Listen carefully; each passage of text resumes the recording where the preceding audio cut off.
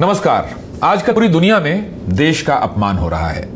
World economic forum से लेकर the economist और वॉशिंगटन पोस्ट जैसे अंतर्राष्ट्रीय अखबार हमारे देश के बारे में अच्छा नहीं लिख रहे हैं।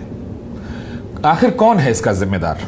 आखिर पिछले 6 साल में ऐसा क्या हो गया कि पूरी दुनिया जो हमारे देश को इकोनॉमिक पावर हाउस कहती थी, अब वही लोग हमारे देश को अपमानित कर रहे हैं? कौन है इसका जिम्मेदार?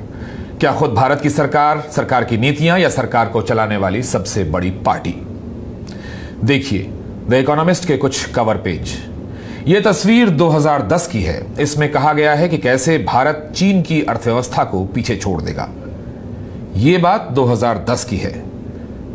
फिर 2014 में मोदी जी आए, लेकिन उनके आने से पहले, उनके आने की आहट को पाकर द इकोनॉमिस्ट ने कवर पेज पर कहा कि क्या मोदी भारत को बचाएंगे या बर्बाद कर देंगे। याद कीजिए मोदी जी ने क्या कहा था। ये 5-6 साल पहले की बात है। मैं याद दिलाता हूं। उन्होंने कहा था कि भारत को वे विश्व गुरु बनाना चाहते हैं। बड़े बड़े अर्थशास्त्री और व्यापारी आज ये कह रहे हैं कि अर्थव्यवस्था चौपट हो चुकी है। और सोने पे सुहागा ये कि मोदी सरकार की नीतियों का हवाला देते हुए अंतर्राष्ट्रीय मीडिया अब ये कहने लगा है कि भारत के प्रधानमंत्री नरेंद्र मोदी दुनिया के सबसे बड़े लोकतंत्र के लिए खतरा बन चुके हैं। ये हम नहीं कह रहे हैं, ये अंतर्राष्ट्रीय मीडिया कह रहा है और अंतर्राष्ट्रीय कॉर्पोरेट वर्ल्ड कह रहा है। द इकोनॉमिस्ट ने भाजपा के चुनाव चिन्ह के साथ अब ये कवर पेज बनाया है कि भारत असहिष्णु हो गया है, इनटॉलरेंट इंडिया, ये हेडिंग लगाई गई है। अब आप ही बताइए, ये देश का अपमान है कि नहीं? कौन है इसका जिम्मेदार? वर्ल्ड इकोनॉमिक फोरम में जॉर्ज सोरोस ने अपने भाषण में जो कहा, वो चौंकाने वाला बयान है। जॉर्ज सोरोस अमेरिका के बहुत बड़े उद्योगपति हैं, व्यापारी हैं और समाज सेवा के लिए काम करने के लिए जाने जाते हैं। उन्होंने कहा कि भारत के घटनाक्रम काफी डराने वाले हैं।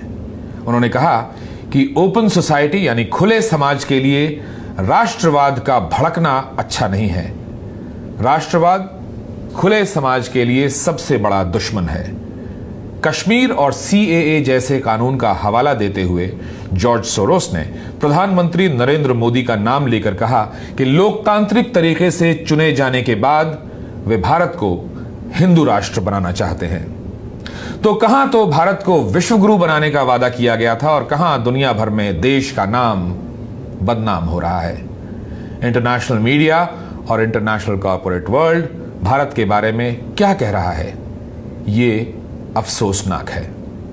इसके लिए कौन जिम्मेदार है? ये बात हमको और आपको जरूर सोचनी चाहिए कि आखिर ऐसा क्यों हो रहा है। एक सर्वे में भारत को लोकतंत्र के पैमाने पर डाउनग्रेड कर दिया गया। डेमोक्रेसी इंडेक्स में 10 पायदान नीचे कर दिया गया।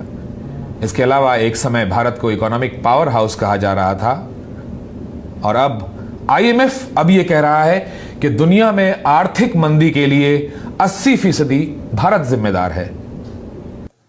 The biggest contributor to the revision is India, where growth slowed sharply owing to stress in the non-bank financial sector and weak rural income growth.